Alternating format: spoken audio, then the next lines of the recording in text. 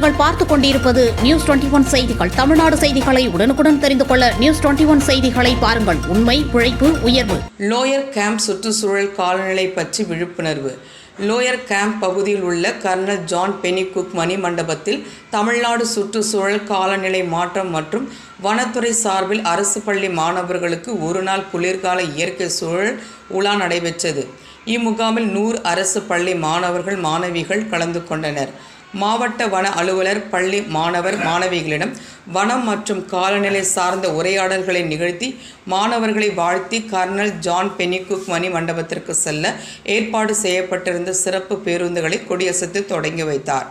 மாணவர்கள் kernel John பெனிகுக் மணி மண்டபத்தினை கண்டு ரசித்ததுடன் அவரது வாழ்க்கை வரலாறு பற்றியும் தெரிந்து கொண்டனர். இதனைத் தொடர்ந்து சுரங்கனார் காப்பு காடு பகுதிக்கு மாணவர்கள் அழைத்து செல்லப்பட்டு வனம் சார்ந்த நன்மைகளை வனத்துறை அலுவலர்கள் மாணவர் மாணவிகளுக்கு எடுத்துரைத்தனர். மேலும் மாணவர்களுக்கு மறுசுழற்சி செய்யப்பட்டதன் மூலம் தயாரிக்கப்பட்ட பொருட்கள் வழங்கப்பட்டன.